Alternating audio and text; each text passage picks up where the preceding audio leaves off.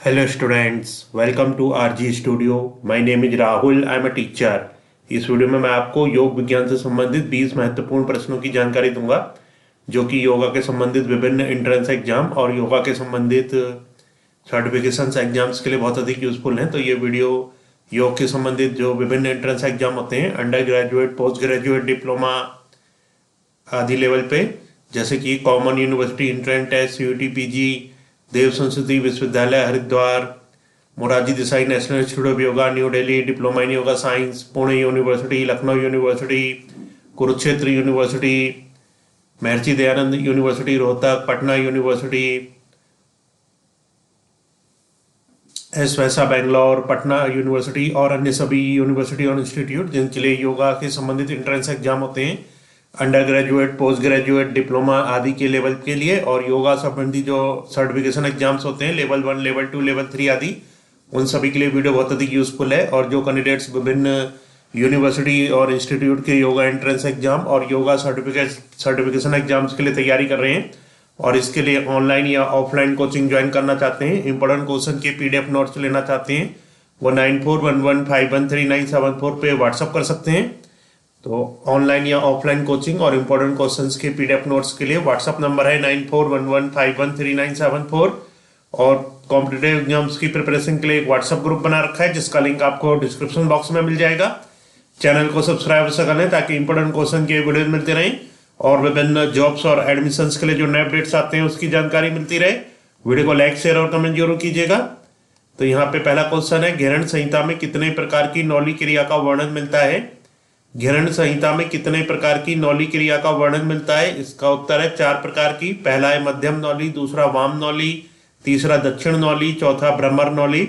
तो घेरण संहिता में 4 प्रकार की नौली क्रिया का वर्णन मिलता है जो है मध्यम नौली, वाम नौली, दक्षिण नौली और भ्रमर नौली। नेक्स्ट क्वेश्चन है, नौली क्रिया के लाभ क्या हैं?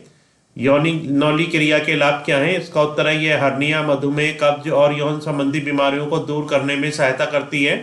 तो नौली क्रिया जो है ये हर्निया, मधुमेह, कब्ज और यौन संबंधी बीमारियों को दूर करने में सहायता करती है। नौली क्रिया लीवर, अग्नाशय और पाचन तंत्र की कार्य क्षमता में वृद्धि करती है। यह मणिपुर चक्र को जागृत करती है।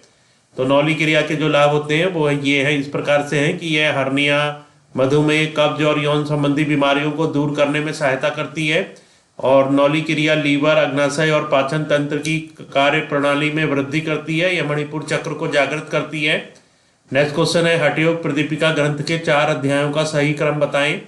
हठयोग प्रदीपिका ग्रंथ के 4 अध्यायों का सही क्रम बताएं। तो उसका उत्तर है हठयोग प्रदीपिका ग्रंथ के 4 अध्यायों का जो सही क्रम है वो है आसन, प्राणायाम, मुद्रा, नादानुसंधान। तो हठयोग प्रदीपिका ग्रंथ के 4 अध्यायों का सही क्रम इस प्रकार होता है, पहला है आसन, दूसरा प्राणायाम, तीसरा मुद्रा और चौथा नादानुसंधान। नेक्स्ट क्वेश्चन है, घेरण संहिता ग्रंथ के 7 अध्यायों का सही क्रम बताएं। घेरण संहिता ग्रंथ के 7 अध्यायों का सही क्रम बताएं। तो इसका उत्तर है घेरण संहिता ग्रंथ के 7 अध्यायों का सही क्रम होता है, पहला षटकर्म, दूसरा आसन, तीसरा मुद्रा या बंध, चौथा प्रत्याहार, पांचवा प्राणायाम, छठा ध्यान और सातवां समाधि। तो घेरण संहिता ग्रंथ के 7 अध्यायों का सही क्रम है, पहला षटकर्म, दूसरा आसन, तीसरा मुद्रा या बंध, चौथा प्रत्याहार, पांचवा प्राणायाम, छठा ध्यान, सातवां समाधि। नेक्स्ट क्वेश्चन है, वरिसार अंतः धोती किस अन्य नाम से भी जानी जाती है? वरिसार अंतः धोती किस अन्य नाम से भी जानी जाती है? इसका उत्तर है शंख प्रक्षालन। वरिसार अंतः धोती शंख प्रक्षालन नाम से भी जानी जाती है। नेक्स्ट क्वेश्चन है, शंख प्रक्षालन क्रिया के दौरान कौन से 5 आसनों का प्रयोग किया जाता है? शंख प्रक्षालन क्रिया के दौरान कौन से 5 आसनों का प्रयोग किया जाता है? तो उसका उत्तर है शंख प्रक्षालन क्रिया के दौरान जो 5 आसनों का प्रयोग किया जाता है वो है, पहला ताड़ासन, दूसरा तिर्यक ताड़ासन, तीसरा तिर्यक भुजंगासन, चौथा कटी चक्रासन और पांचवा उदार कर्षणासन। तो शंख प्रक्षालन क्रिया के दौरान जो 5 आसनों का जिन 5 आसनों का प्रयोग किया जाता है वो है ताड़ासन, तिर्यक ताड़ासन, तिर्यक भुजंगासन, कटी चक्रासन और उदार कर्षणासन। नेक्स्ट क्वेश्चन है, वमन धोती क्रिया के कितने प्रकार हैं? वमन धोती क्रिया के कितने प्रकार हैं? इसका उत्तर है वमन धोती क्रिया के 2 प्रकार हैं, पहला कुंजल क्रिया और दूसरा व्याघ्रा क्रिया। तो वमन धोती क्रिया के 2 प्रकार होते हैं, पहला है कुंजल क्रिया और दूसरा व्याघ्रा क्रिया। नेक्स्ट क्वेश्चन है, कुंजल क्रिया के लाभ क्या हैं? कुंजल क्रिया के लाभ क्या है? इसका उत्तर है कुंजल क्रिया पाचन प्रणाली को साफ करती है और पित्त एवं अम्लता को दूर करती है। तो कुंजल क्रिया के लाभ ये होते हैं कि ये पाचन प्रणाली को साफ करती है और पित्त एवं अम्लता को दूर करती है। नेक्स्ट क्वेश्चन है व्याघ्रा क्रिया के लाभ क्या है? व्याघ्रा क्रिया के लाभ क्या है? इसका उत्तर है ये शरीर से अपचित भोजन के बाहर निकालने में सहायता करती है, यह अपच को दूर करती है और जठराग्नि को तीव्र करती है। तो व्याघ्रा क्रिया जो होती है वो शरीर से अपचित भोजन के बाहर निकालने में सहायता करती है और व्याघ्रा क्रिया अपच को दूर करती है और जठराग्नि को तीव्र करती है। नेक्स्ट क्वेश्चन है ग्रहण संहिता के अनुसार वस्त्र धोती क्रिया के दौरान प्रयोग किए जाने वाले कपड़े की चौड़ाई और लंबाई कितनी होनी चाहिए? ग्रहण संहिता के अनुसार वस्त्र धोती क्रिया के दौरान प्रयोग किए जाने वाले कपड़े की चौड़ाई और लंबाई कितनी होनी चाहिए? इसका उत्तर है ग्रहण संहिता के अनुसार वस्त्र धोती क्रिया के दौरान प्रयोग किए जाने वाले कपड़े की चौड़ाई 8 से 10 सेंटीमीटर और लंबाई 6 मीटर होनी चाहिए। तो ग्रहण संहिता के अनुसार वस्त्र धोती क्रिया के दौरान प्रयोग किए जाने वाले कपड़े की चौड़ाई जो है वो 8 से 10 सेंटीमीटर और जो लंबाई है वो 6 मीटर होनी चाहिए। नेक्स्ट क्वेश्चन है जल बस्ती और स्थल बस्ती क्रियाओं के अभ्यास के दौरान कौन से आसनों का प्रयोग किया जाता है? तो जल बस्ती और स्थल बस्ती क्रियाओं के अभ्यास के दौरान जिन आसनों का प्रयोग किया जाता है वो जो जल बस्ती क्रिया के अभ्यास के दौरान उटकटासन उटकटासन और स्थल बस्ती क्रिया के अभ्यास के दौरान पश्चिमोत्तानासन आसनों का प्रयोग किया जाता है। तो जल बस्ती और स्थल बस्ती क्रियाओं के अभ्यास के दौरान जिन आसनों का प्रयोग किया जाता है वो है उटकटासन और पश्चिमोत्तानासन। नेक्स्ट क्वेश्चन है जल बस्ती क्रिया का अभ्यास प्रतिदिन करना चाहिए, सत्य या असत्य? तो यह कथन असत्य है। जल बस्ती क्रिया का अभ्यास प्रतिदिन करना चाहिए, यह असत्य है। नेक्स्ट है सूत्र नीति क्रिया का अभ्यास प्रतिदिन करना चाहिए, सत्य या असत्य? तो यह भी असत्य है। सूत्र नीति क्रिया का अभ्यास प्रतिदिन करना चाहिए, यह असत्य है। नेक्स्ट है नौली क्रिया किस अन्य नाम से जानी जाती है? नौली क्रिया किस अन्य नाम से जानी जाती है? इसका उत्तर है लौलिकी क्रिया। तो लौलिकी क्रिया अन्य नाम लौलिकी क्रिया के नाम से भी जानी जाती है नौली क्रिया। नेक्स्ट क्वेश्चन है नौली क्रिया का अभ्यास किसको नहीं करना चाहिए? नौली क्रिया का अभ्यास किसको नहीं करना चाहिए? इसका उत्तर है जो व्यक्ति हर्निया, पेप्टिक अल्सर, उच्च रक्तचाप, दिल संबंधी बीमारियों तथा उदर मांसपेशियों के दर्द से ग्रसित है उन्हें नौली क्रिया का अभ्यास नहीं करना चाहिए। तो जो व्यक्ति हर्निया, पेप्टिक अल्सर, उच्च रक्तचाप, दिल संबंधी बीमारियों तथा उदर मांसपेशियों के दर्द से ग्रसित है उन्हें नौली क्रिया का अभ्यास नहीं करना चाहिए। नेक्स्ट क्वेश्चन है पतंजलि योग सूत्र में कितने प्रकार के प्राणायाम का वर्णन मिलता है? तो पतंजलि योग सूत्र में 4 प्रकार के प्राणायाम का वर्णन मिलता है। पहला है बाह्य प्राणायाम, दूसरा आभ्यंतर वृत्ति प्राणायाम, तीसरा स्तंभ वृत्ति प्राणायाम और चौथा बाह्य विक्षेपी प्राणायाम।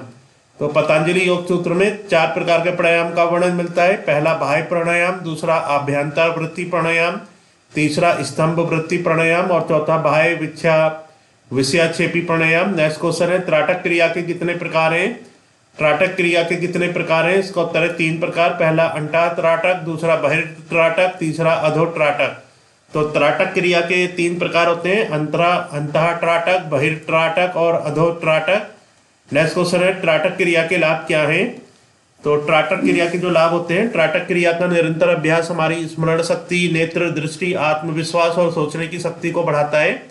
तो त्राटक क्रिया का जो निरंतर अभ्यास होता है वो हमारी स्मरण शक्ति, नेत्र दृष्टि, आत्मविश्वास और सोचने की शक्ति को बढ़ाता है। यह अनिद्रा, डर, नेत्र संबंधी विकार और चिंता को दूर करता है।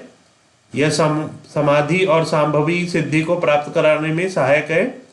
तो त्राटक क्रिया का जो निरंतर अभ्यास होता है वो हमारी स्मरण शक्ति, नेत्र दृष्टि, आत्मविश्वास और सोचने की शक्ति को बढ़ाता है। यह अनिद्रा, डर, नेत्र संबंधी विकार और चिंता को दूर करता है। यह समाधि और संभावी सिद्धि को प्राप्त कराने में सहायक है। नेक्स्ट क्वेश्चन है ग्रहण संहिता में कितने प्रकार के बंध का वर्णन किया गया है?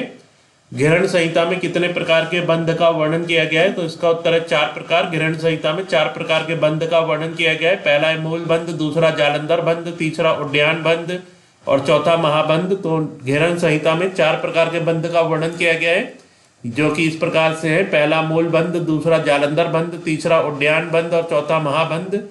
नेक्स्ट क्वेश्चन है उद्यान बंध के लाभ क्या है?